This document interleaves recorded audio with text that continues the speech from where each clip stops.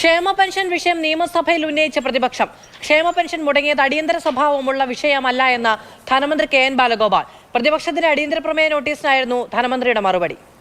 5 മാസത്തെ കുടിശ്ശികയുണ്ട്, പക്ഷേ ആ കുടിശ്ശികയും ഘട്ടമായിട്ട് തീർക്കും. മാസം തോറും കൃത്യമായി ക്ഷേമ പെൻഷൻ കൊടുക്കുന്ന പരിപാടി നടക്കുകയാണ്. ഈ മാസത്തെ പെൻഷൻ അടുത്ത ആഴ്ച വിതരണം ചെയ്യും. അപ്പോൾ ഇങ്ങനെയൊക്കെയാണ് കാര്യങ്ങൾ എന്നുള്ളത് കൊണ്ട് തന്നെ സാർ, ഇതൊരു അടിയന്തര ആവശ്യം എന്ന നിലയിൽ, അടിയന്തര പ്രമേയം എന്ന നിലയിലേക്ക് സഭ നിർത്തിവെച്ച് ചർച്ച ചെയ്യേണ്ട ഒരു വിഷയമല്ല എന്നുള്ളതാണ് അഭിപ്രായം. 5 മാസം ധനമന്ത്രി വിമർശിച്ച പ്രതിപക്ഷവും രംഗത്തെത്തി. പാവപ്പെട്ടവന്റെ വിഷയം അടിയന്തര പ്രാധാന്യമുള്ളതല്ല എന്നാണ് ധനമന്ത്രി പറയുന്നത് എന്ന് പി സി വിശ്വനാഥ്. പരാജയ കാരണം കണ്ടെത്താൻ CPM 2 ദിവസത്തെ സംസ്ഥാന സമിതി ചേരേണ്ടതില്ല, ഒരു നിർമ്മാണ തൊഴിലാളിയെ കണ്ട് കാര്യങ്ങൾ ചോദിച്ചാൽ മതിയെന്നും പി സി വിശ്വനാഥ്.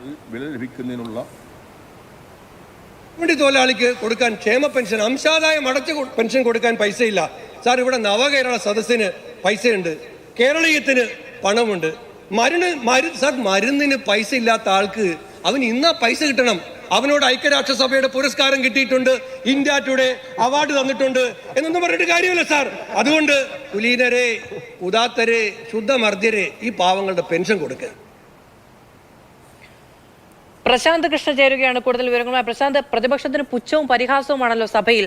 ഇതിപ്പോ അടിയന്തരമായി പരിഗണിക്കേണ്ടതില്ല എന്ന സർക്കാർ നിലപാടാണോ പ്രതിപക്ഷത്തെ പ്രകോപിപ്പിച്ചത്?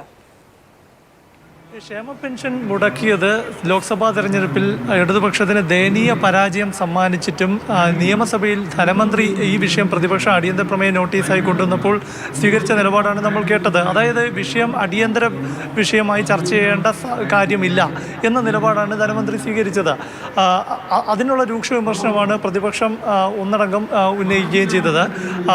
ഈ വിഷയം ഉന്നയിച്ചപ്പോൾ ധനമന്ത്രി വിശദീകരിച്ചത് 5 മാസത്തെ കുടിശ്ശിക നൽകാനുണ്ട്, അത് കൊടുത്തു തുടങ്ങിയിട്ടുണ്ട്. അതായത് ഏപ്രിൽ മാസത്തിൽ, മെയ് മാസത്തിൽ കൊടുത്തു, ജൂൺ മാസത്തിലെ ക്ഷേമ പെൻഷൻ ഈ മാസം തന്നെ നൽകും, ഒരാഴ്ചയ്ക്കുള്ളിൽ നൽകും എന്ന വിശദീകരണം നൽകി. ക്ഷേമ പെൻഷൻ കുടിശ്ശിക പൂർണ്ണമായി നൽകും എന്ന വിശദീകരണമാണ് നൽകിയത്. അതിൻ്റെ അടിസ്ഥാനത്തിലാണ് ചർച്ചയുടെ ആവശ്യമില്ല എന്ന നിലപാട് സർക്കാർ സ്വീകരിച്ചത്. അതേസമയം തന്നെ പ്രതിപക്ഷമാകട്ടെ അക്കമിട്ട് ഈ ക്ഷേമ പെൻഷൻ മുടങ്ങിയതിലുള്ള സർക്കാരിൻ്റെ വീഴ്ചകൾ നിരത്തി. 2 പെൻഷൻ ഉണ്ടായിരുന്നത് ഒറ്റ പെൻഷനാക്കി, അത് മുടക്കി.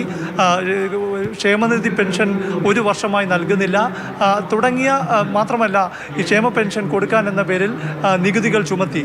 ഇതെല്ലാം ചുമത്തിയിട്ടും ക്ഷേമ പെൻഷൻ നൽകിയില്ല. ഇങ്ങനെ വിമർശനങ്ങൾ നീളുന്നു. ഇപ്പോൾ CPM-ൻ്റെ സംസ്ഥാന സമിതി ചേരുന്നു. സംസ്ഥാന സമിതി ചേർന്ന് പരാജയ കാരണം കണ്ടെത്തുന്നതിന് പകരം ക്ഷേമ പെൻഷൻ കിട്ടാത്തവരോട് ചോദിച്ചാൽ മതി, കാരണം നിങ്ങൾക്ക് ബോധ്യമാകും എന്ന പരിഹാസമാണ് പ്രമേയ നോട്ടീസ് നൽകിയ പി സി വിശ്വനാഥ് ഉന്നയിച്ചത്. മാത്രമല്ല, സർക്കാർ കേരളത്തിലുടനീളം ബോർഡുകൾ സ്ഥാപിച്ചു. 500 രൂപ നോട്ട് കയ്യിലേന്തി നിൽക്കുന്ന അമ്മമാരുടെ ചിത്രമടങ്ങിയ ബോർഡ് സ്ഥാപിച്ചു. ഇന്ന് ആ അമ്മമാർക്ക് ക്ഷേമ പെൻഷൻ കിട്ടാത്തത് കൊണ്ട് തന്നെ റോഡിലിറങ്ങി പണത്തിന് കൈനീട്ടേണ്ട സാഹചര്യം വന്നു. അപ്പോൾ അത്തരത്തിൽ വോട്ടിന് വേണ്ടി നിങ്ങൾ ക്ഷേമ പെൻഷൻ കൊടുത്തു എന്ന വാഗ്ദാനമെല്ലാം നൽകിയിട്ടും ഇതാണ് സ്ഥിതി ഉണ്ടായത്.